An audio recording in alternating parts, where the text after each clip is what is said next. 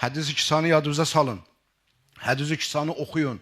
Hədis-i kisanı əzbərləyin. Balalarınıza da əzbərlətdirin. Uşaqlarınıza da əzbərlətdirin.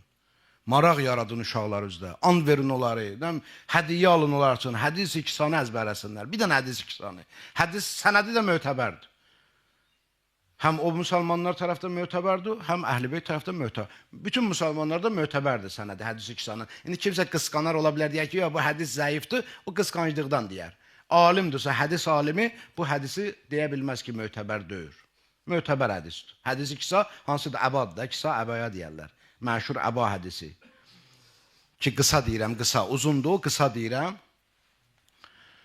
Deyir, Peyğəmbər salavatullah əleyh və aleyh gəldi xanım Zəhranın evinə. Dedi, ya Zəhra, ya qızım Fatimə, yorğunluq hiss eləyirəm, otururam, o əbanı at mənim çiynimə, dincəlmək istəyirəm. Peyğəmbər salavatullah əyləşdi, xanım Zəhra onun əbasını atdı onun çiyninə. Evə daxil oldu İmam Həsən. Tez-tez deyirəm, vaxt çox gedməsin. İmam Həsən əleyhissalam daxil oldu, salam verdi. Anacan salam dedi, əleyhissalam balam. Dedi ki, evdə mən babamın əzəmətin hiss eləyirəm. Əzəmətin, heybətin hiss eləyirəm. Dedi, bəli, əbanın altındadır atan. Onlar izin verirsən, ya Rasulallah, babacan, mən də daxil olum. Dedi, sən də daxil ol. İmam Hüseyin gəldi, eyni həmən daxil oldu. Həzrət Əli daxil oldu. Xanım Zəhra dedi ki, atacan, mən də daxil olum əbanın altına. Dedi, bəli, sən də daxil ol. İndi burada bir dənə nöqtə qoy deyim sizə. Niyə əbanın altına? Və sonra Peyğəmbər dedi ki, bunlar mənim əhl-i beytimdir.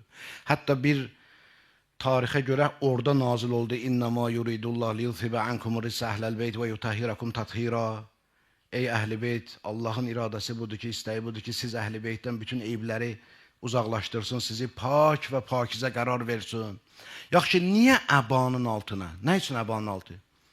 Peyğəmbər sallallahu əyləşərdi, İmam Həsən sağında, İmam Hüseyin solunda, Həzrət Əli qarşısında, xanım Zəhra da gələrdi, onların arasında oturardı. Deyərdi ki, elə bunlar mənim əhl-i beytimdə, ayə də nazil olardı. Əbanın altı niyə?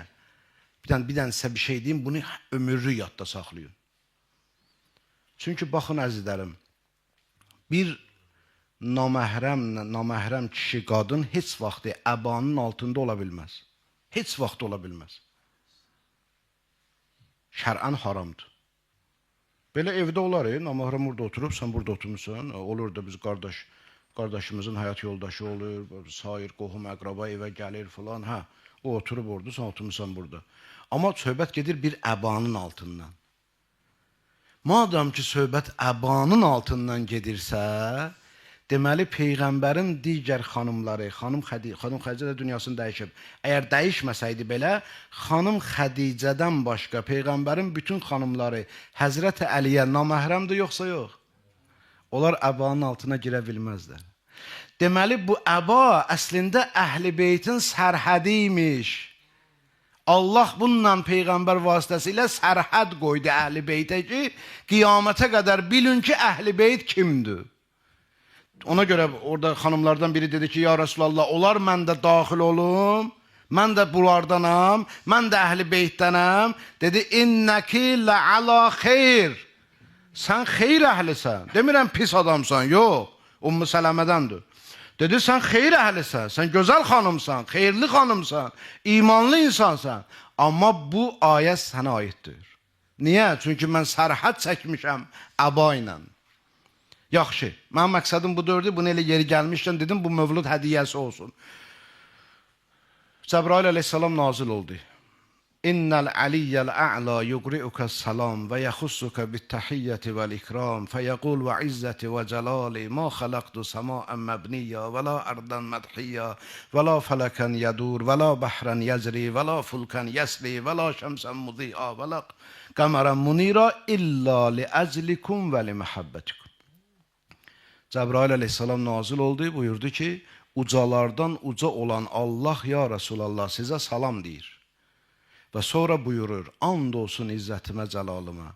Mən göylərdəki səmanı, döşənmiş yeri, üzən gəmiləri, axan dənizləri və yaxud çayları, işıqlı günəşi, nurlu ayı, yalnız və yalnız sizə və sizin məhəbbətinizə xatir yaratmış.